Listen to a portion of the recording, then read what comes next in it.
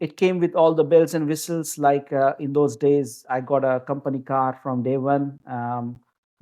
Also, when we used to travel, we used to travel by air all the time, which was a novelty in those years in 2000s in India as a young graduate to travel by air and live in five-star hotels. So overall, it was a good lifestyle I was enjoying, and I got used to it very quickly.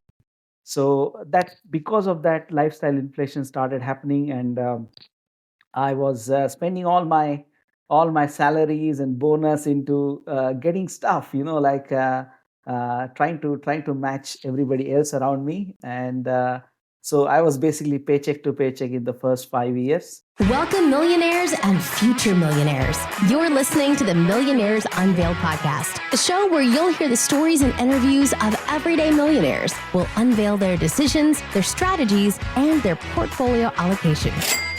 Now to your host, Jace Mattinson. Welcome back to another episode of the Millionaires Unveiled podcast. This is episode number 379. This is the podcast where everyday millionaires spill the beans on their stacks of green. I'm your host, Jace. Stace is not with me today. We're ready to bring you the unscripted tales of wealth, warts and all, because who needs a script when you're rolling in the dough?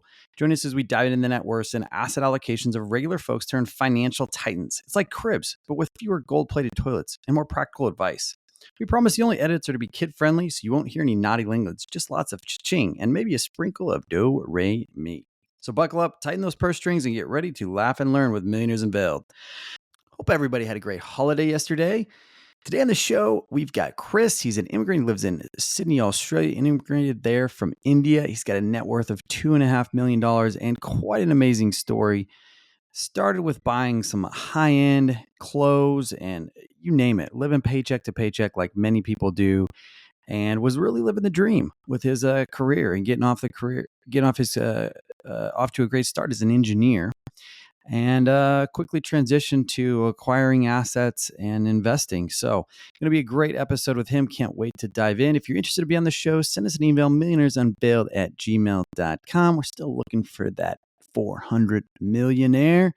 If we can get him or her, that would be awesome, or somebody over that. If you know somebody, or if this is you listening, send us an email, millionairesunveiled@gmail.com. And with that, let's get into the interview with Chris. Chris, do you want to just give us a little about your background and what you're up to now? Thanks, Jess. Yes, I'm Chris. I'm living in Sydney, Australia.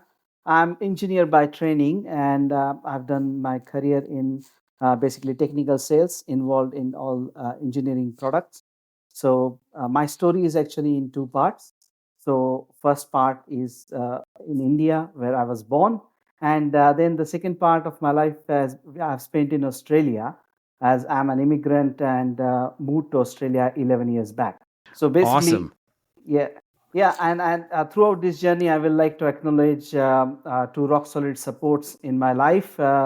My wife as well as my mom, like who stood in thick and thin by my side and helped me to make big decisions in my life, which helped us to come to this stage and progress in life. And whenever I say I, it is a joint effort by myself and my wife, my lovely wife, and I'm truly blessed to have her in my life as well. That's awesome. And I want to get into the journey that you've made going from India to Australia and career as an engineer. But before we do, what's your net worth today? So my current net worth is around $2.5 million. Awesome. And how is that broken up? So basically, I've got five properties, one house in which I live, and I have got four investment properties, and I've got equity around 1.35 million in all of those properties inclusive. I've been building my portfolio over the years, but some of the properties are quite recent. Then myself and my wife, we have got retirement accounts worth around $450,000. We have got cash savings, which are offsetting our mortgage. They are around 220,000. I've started investing in ETFs kind of recently after the COVID crash, and those investments are around 310,000. And I've got other investments like gold and some overseas property and other investments. That's around 200K. So overall net worth is 2.5 million. Awesome. And when did you originally start investing in real estate and other properties? Yeah, so that's a interesting journey. I have invested both in India, in properties as well, when I was there. And in Australia, I started from 2017 when I bought my first home, like our where we live in right now. So that started in 2017 in Australia. And did you basically, I guess, in 2017, so in 7 years, you acquire one every other year, basically, or did you move into one and then acquire another one by moving a couple different times, or kind of walk us through how you acquired those so quickly? Yes, correct. So the first property when we acquired in 2017, our own home, we were looking into the market, and at that time we had done a lot of research. So after acquiring my own property, we had some cash left over. So in the same year, we acquired an investment property as well. And after that, I actually joined a property investment group, and that through that group, I actually built my mindset and mind muscle to start and keep on investing and take a little bit of risk after research and stop basically procrastinating in my life. So I actually bought three properties after that as well in 2020, 2022, and 2023. And not only in Sydney, so I've got two properties in Sydney, two in Canberra, which is the Australian capital, and two properties in Melbourne. So they are diversified in terms of the area as well, so that like, because the areas keep up and down, so I have diversified portfolio in terms of the properties as well. Wow. And the money that you've got invested essentially in retirement or in Australia, is it called like superannuation or what's the exact Exactly. term? Yeah. So Okay. it's a very good tax advantageous system called superannuation, and we have got all the retirement into that. So that is so when we are putting money into it, we are charged at a different like a lower tax rate of 15%. And after retirement, basically everything once we go to the retirement age, everything that we take out of that is tax free. Uh, Below a certain limit, which is individually in 1.9 million. So that's a very, very generous system that we have in Australia. And also, as part of our employment, the employer has to put at least 10% in super for every paycheck on our behalf. And you can also invest additionally on top of it up to a limit, basically, which is a very good system, I'll say. It Wow. forces you to invest and makes all Australians rich in a way. That's cool. So, in terms of kind of your portfolio allocation, do you plan to continue to invest in real estate and essentially in what would be, an index or a ETF or a market where you were saving for retirement? Or how do you think about the dollars that are coming in? How do you allocate them, amongst the investments you already have? And do you explore new ones down the road or not? Correct. So, as you know, the property is a very big asset and it's not flexible asset as such. We can't really divest it quickly. So now we have got five properties, which is a good asset base we have created.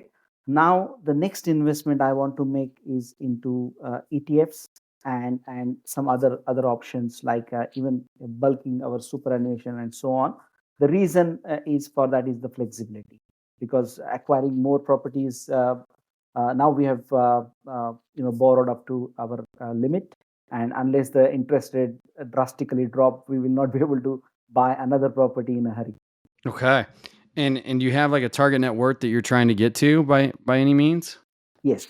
So when we started this journey, we decided that we will go to say $5 million worth of like a net worth, and also we want to achieve at least 100K passive income at stage which is we foresee that happening in next 7 to 10 years. And you said what's the number? 5 million and 5 million. 100K, yeah, and 100,000 in passive income. Okay, so you're going to be there just in a couple years. I'm not sure I'll be in couple of years, but my plan is to at least reach that in 7 to 10 years. Okay. And at that point, would you walk away from a traditional kind of working environment and retire, or what's the plan Not there? necessarily, not necessarily. We both enjoy our jobs. We have been highly career focused throughout our life, but the main thing what we want to have is a choice. And there are There are certain days when you think that you need to slow down, or you need to have the power to say no. And that is what we want to get in our life. Maybe if my wife wants, her job is at the moment pretty hectic than mine, and if she wants, then will decide to ask her to reduce her responsibilities. But for me, I love my job, and I love what I create, the value I create in the market. So I don't have any plans to retire early, but definitely I want to be financially independent. So, walk us through a little bit of kind of the journey that you had from India to Australia to kind of the career trajectory and path that you've been on the last several years. Absolutely. So basically, I was born in India in the 1980, and come from a middle class family, as all the families were in India at that time. My mom worked as a lecturer, and my father ran a small business. Uh, I saw my mom doing a lot of hard work since our childhood. She did a lot of entrepreneurial activities and side hustles while doing her job, to improve our financial status overall and make sure that we got everything that we wish to get. That gave me a good work ethic right from the start of my life. She also did study when she was working and upskilled herself, and she got a lot of good opportunities and promotions at that time. So that gave me the idea that yes, doing upskilling and hard work really gets you further in life. um, we also were our grandparents also were with us at that time, and they taught me also a lot of good values like selflessness and finding happiness in small joys, in small things in life, and also a frugal mindset overall, because they came from like they both were teachers, and uh, income wise, they were they had to save quite a bit to support the family and so on. At that time, I also had early introduction to compounding. In India, in those times, we used to get government bonds, which used to double in 5 and 7 years. So I still remember vividly, my mother or my grandparent, one of my grandparents, used to buy those government bonds for us on our birthdays. And that was a great thing, that you go to a post office at that time, and you give, say, 500 rupees, and you get $1,000 worth of a big bond. And that was good to get a half price something was interesting. And the idea of compounding was introduced to me through those bonds, which something gets doubled in 5 years was good to see. Also, when we got our first mortgage, I got to understand how the mortgage process works. But interesting learning was the deflation of the money, basically, because when we got our mortgage, the payment were pretty high for our family budget at that time. But as the years passed, that payment seemed basically nothing, because the incomes grew, and overall, when the incomes grew, the mortgage payment was basically seemed nothing. And that was a good key lesson, I will say, I got from that the money has a deflationary thing, that though the inflation is attached to goods and services and assets, but the money normally deflates. That was a good learning during those days. Overall, I was good in studies, and I got opportunity to study my education at premier institutes on scholarships, and which were merit based. So I did my engineering from one of the premier institutes in my region. After that engineering degree, I got a job in multinational with a very good starting salary and a good role. It came with all the bells and whistles. Like in those days, I got a company car from day one. Also, when we used to travel, we used to travel by air all the time, which was a novelty in those years in 2000s in India, as a young graduate, to travel by air and live in five-star hotels. So overall, it was a good lifestyle I was enjoying, and I got used to it very quickly. So that, because of that, lifestyle inflation started happening, and I was spending all my salaries and bonus into getting stuff, trying to match everybody else around me, and so I was basically paycheck to paycheck in the first 5 years. I was kind of living a dream bachelor life, buying branded clothes, going for eating out every now and then, traveling for work as well as for personal, like personally. And overall, my life was a big party. That like they say, a fool and his money is a big party or something. So it was crazy during those days. I still remember. Nothing. I have no regrets, but I enjoyed the new income that I was getting for the first 5 years, like anything. During that time, I also met my lovely wife, and after 5 years of courtship, the marriage was on cards. And when that decision was taken, I got a bit serious about my ways with money in a way. We decided to buy our house, first home together in 2007 in India. And I got a bit of a shock when I understood that there was so much money required as a deposit. Obviously, I hadn't saved anything by then, and thankfully, my mom came to the rescue, and she gave us the part of the deposit, with a caveat that like, I need to change my ways with money, otherwise I'm gonna have a hard time ahead. I took the message and I started to even discuss with my colleagues who I thought they were doing well in their life, that what they were doing differently than myself. And at that time, they also gave a good advice that I should start saving at least 10, 20, 30% of the take home money, and start invest, which I thought was very hard at that time. But slowly I got used to that process. Bit by bit, I started saving and investing. Uh, my wife is also highly educated, and she started her role in the IT industry during that time. So IT industry was in a big boom. As we were both hardworking professionals, we started quickly progressing in our careers, and the promotions started to come in, and salary started to bump up, and bonuses started to flow in. So we thought that the best utilization of this increased cash flow was to invest more, and we invested in two more properties in India. Overall, Indian market was in boom at that time, so we could see that the properties get double and triple the value in no time. Basically, in 5 years, our first property got three times the value, which was very interesting to see that you take a decision at a time, and then that gives you returns in such a big way. Going through multiple promotions during those times, my job was starting to becoming a bit hectic though. So I had to travel like quite a bit for work, and almost like at some stage I was traveling around 18 to 20 days out of a month, to different parts of India, and also international travel was involved, and I was living basically out of a suitcase. So I felt pretty burnt out during this process, as such, because it was never ending. The hamster wheel was spinning super fast, and during this time, my wife was also not very happy. So she said that we need to change the situation.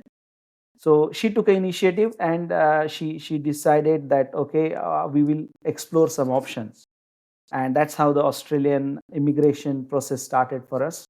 So we did all the work required, and decided to move to Australia in 2013 for better life and better work life balance, basically. So I still remember when we wound up our all the everything in India, and we decided to come to Australia.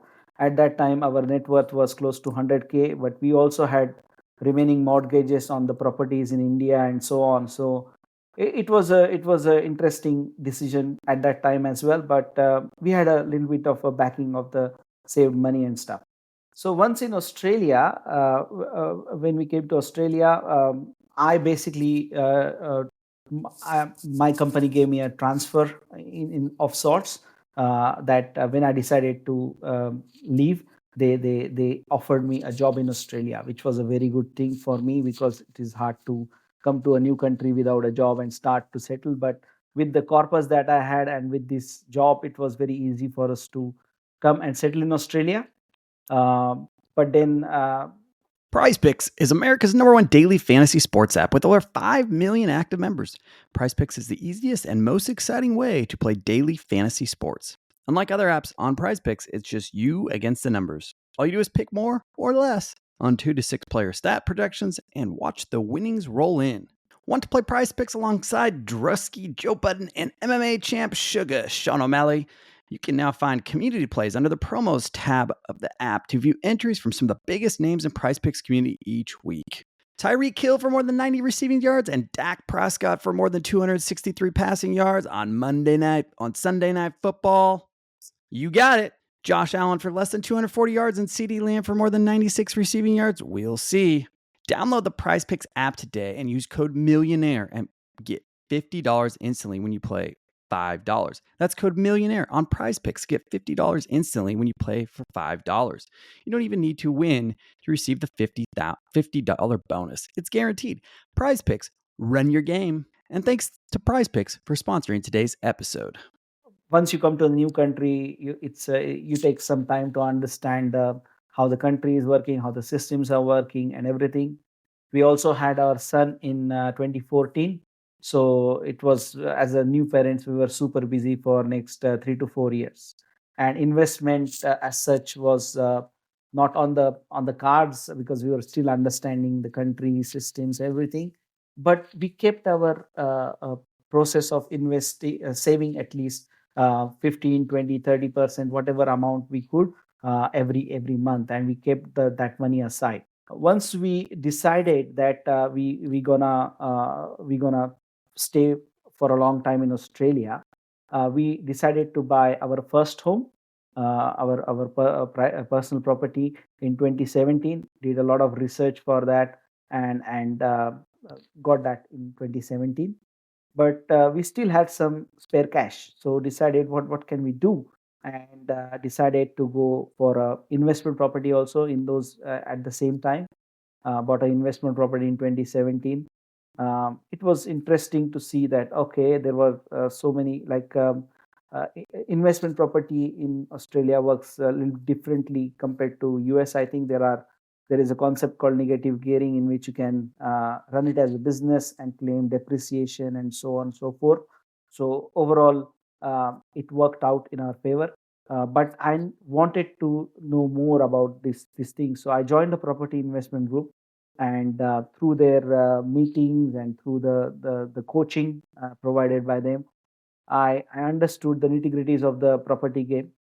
Also developed the mindset and mind muscle to do the research and take the leap of faith after enough research.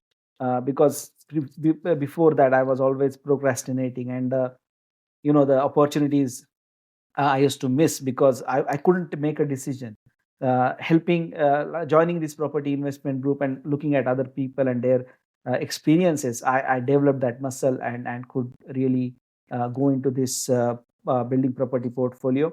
As we had steady jobs and growing incomes, it was easy for us to take the leverage, and that helped us to acquire more properties. Three more properties we acquired, one in 2020, 2022, and 2023 in different parts of Australia. So we bought in Sydney, Canberra, Melbourne, so on, so that to diversify as such.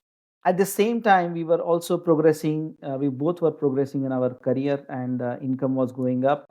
Especially, my wife was getting a lot of good opportunities because of her great work ethic, and also her highly valuable problem solving skills in IT industry. It was highly valued. So she got multiple promotions, good incomes, and so on. But during 2020, I think everybody, we also got a reality check, and that time showed us that nothing is absolutely certain in life, and we decided that, oh, we need to do something so that we are more secure. Then during that time, we also had a little time to sit and think, because the work was not as busy as it was before. And we at that time we discovered the fire movement, and all that, all the other podcasts. We started listening good podcasts like Bigger Pockets, uh, different podcasts through that series. It was amazing. Choose FI, and also I was introduced to Millionaires Unveiled during that time. So it was good to listen to different people's stories, understand and learn from their experiences, and apply those nuggets of gold into your own life. Also, I started reading voraciously during that time, books like Think and Grow Rich, Rich Dad Poor Dad, Richest Man in Babylon, Simple Path to Wealth, and also Automatic Millionaire. These were some of the good books that I came across, and I liked it very much. I also started to understand more about the ETFs because I was highly involved into property before I understood how the properties work, how they make money, and how I can progress with that. But during this time, I started to know more about ETFs, and starting from 2021, we started investing regularly into ETFs as well. And during that time, I also remember vividly that I started to track my expenses and track my net worth, because that was what all the other millionaires were doing. So I said, I should give it a try. And in I remember in mid 2021, after the market started to recover after the COVID bust, I was net worth millionaire in mid 2021. So it was fantastic to get that first milestone done, and then we decided that we'll keep our journey. And my I developed my formula, which was I named it as SETFIP, set FIP. S stands for the superannuation, then it's ETF, and IP is the investment property. That was my formula.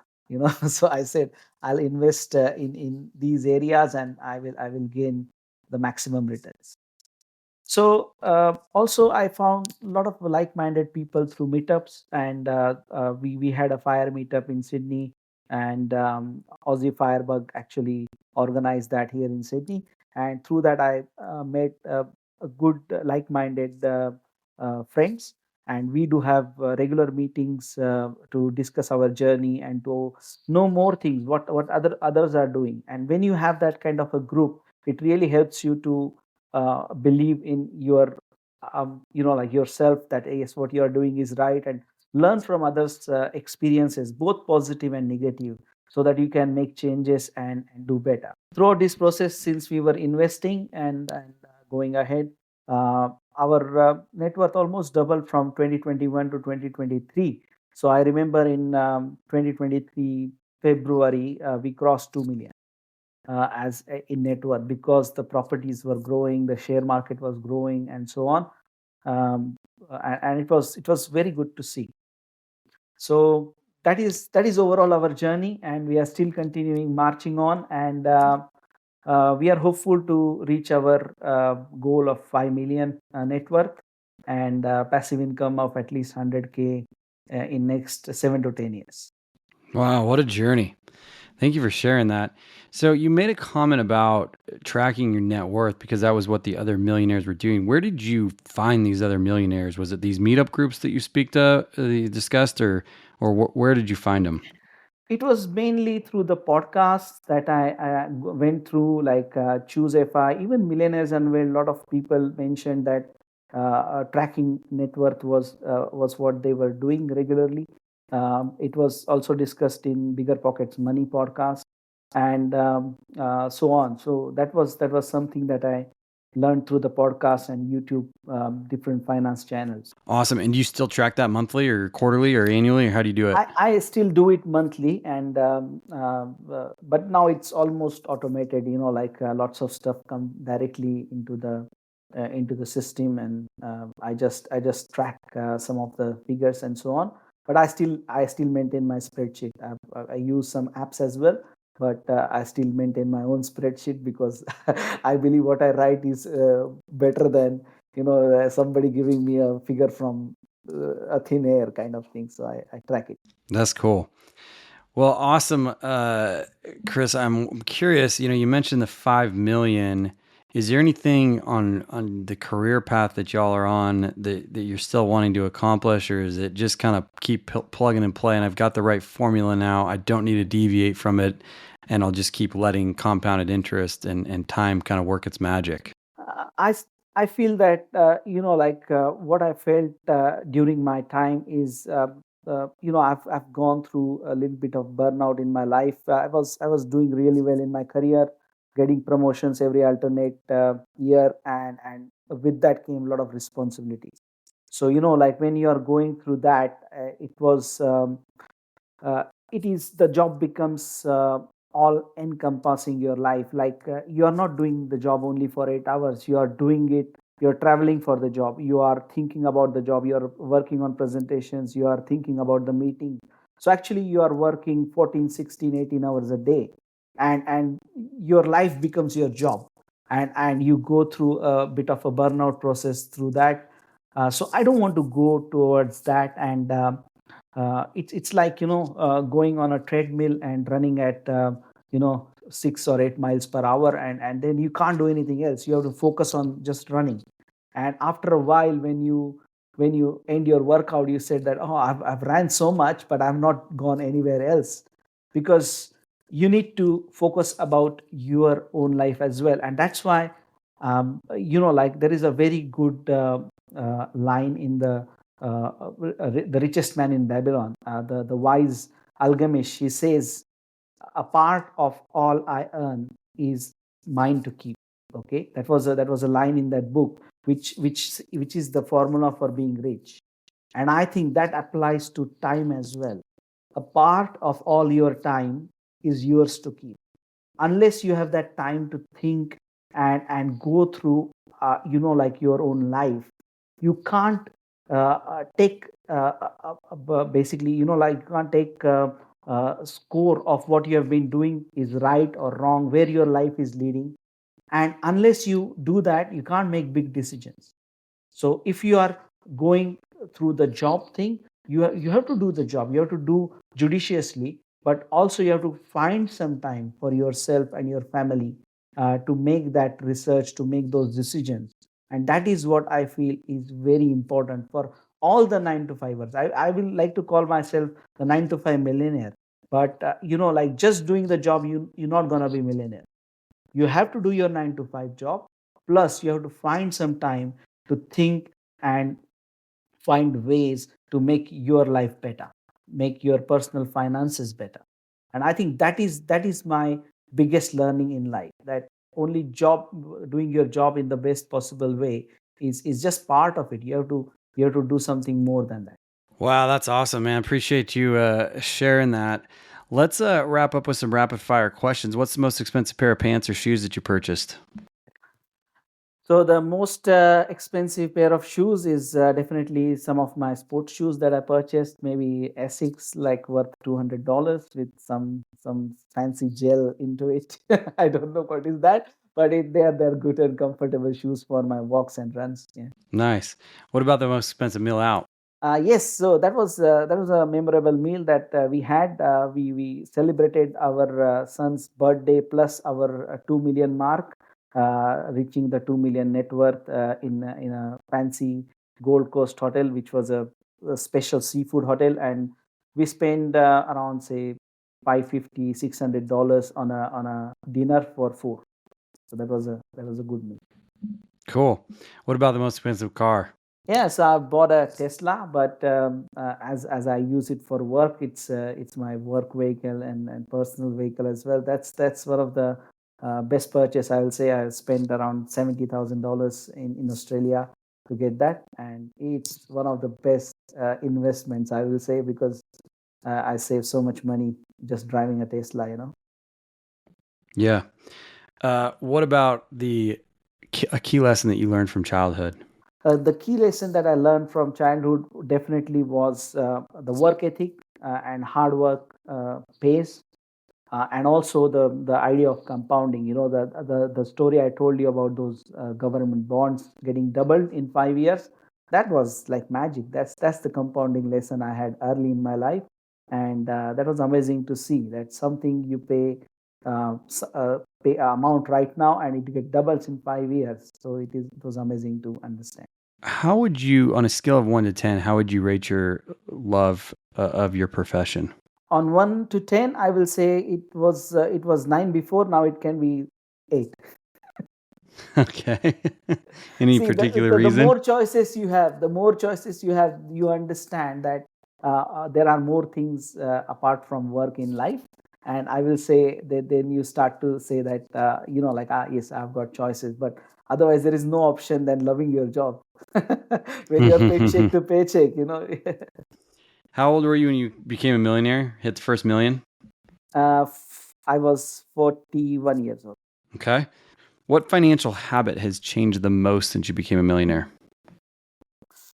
I definitely will say a regular saving and investing is definitely something like savings first. That is the habit that has changed myself. Not that I will, like I will. The great lesson from the richest man of Babylon. A part of all I earn is mine to keep. I think that is the biggest lesson that I have said that is changed myself. What's the dumbest thing that you've ever wasted money on? Dumbest thing, all the stuff, all the clothes that I didn't need, The and they were designer clothes lying in your in. 20s? Yeah, absolutely. Like I had so many pairs of similar stuff. Like the watches and the sunglasses and the shoes. It was crazy, man. Like I don't know. I had to throw them out when I came to Australia because I couldn't wear them, couldn't carry them. It was crazy. Yeah. So much of wasted money. What about something that you've spent way too much money on but you don't regret? I will say travel. Definitely. All the trips we normally try to do, one or two international trips in a year, and that is the best time that we have. Those are the memories. We try to take maximum pictures and try to do. My wife plans them, and she's a great planner. So we try to do some interesting things and create memories, and that is the best money that we ever spent. We are soon going to Dubai, so that will be another interesting trip for a couple of weeks in Dubai. Nice. What's the craziest thing that you ever done to earn money? Craziest thing I've done to earn money. Yes, I remember that basically I've tried to make some greeting cards and try to sell it to neighbors. Like just in the holidays, you make something with your own hands, and then try to be a salesman. And the neighbors used to buy them, and we used to get pocket money. So that was good. That's awesome. Uh, luck, skill, or hard work? How would you rank them? I will say skill is very important. Hard work is second, and luck comes with both of them. If you've got skill and hard work, I don't think luck is far away. I will say luck is attracted by those two things, and I don't believe in luck as such. I don't believe in buying lotteries because I feel that my life is itself is a lottery. Like whatever I've done till now, it has given me fantastic outcomes. So like if you have the skill and the hard work, you are lucky anyway. You will be lucky. It's just the time. What's a closely held belief that you once had that you recently changed your mind on? I don't have any particular answer to that one, but like a lot of beliefs were changed when I started reading books and so on. Like how money works and all those things. I didn't understand before. What is money? Money is basically the representation of the value you create in life. All those type of things that I discovered during my reading the books and so on. Those were life changing, but I've not changed any particular belief recently. Any last piece of advice for somebody who's just starting out on their journey? Yeah, I think your mindset is everything. Like your world is definitely created by yourself, and it exists the space between your ears, basically. So whatever you will decide that in your mind, you can definitely if you believe it, you can achieve it. And that's I've seen in my own life. Like I've decided to do something, put in efforts towards that, and that has been achieved. So just an example I'll give. In 2020, I started to write some goals for 2025. And like now, just before preparing for this one, I was going through them, and I've achieved 80% of those goals. So what I thought that I need to achieve by 2025. And for me at that time, they were big goals. But when you write something on paper and start to work towards that, it's definitely achieved. Like in 2024, I'm already 80% of them achieved, and rest I'm working on it. So that's amazing. Awesome. That's Chris with a net worth of $2.5 million. Thanks for the show today. Thank you so much, Jess. Thanks for the opportunity, and keep on doing the great work. It's amazing, and your podcast has been also a tremendous help in my journey. And thank you for all the great work. Have a great day.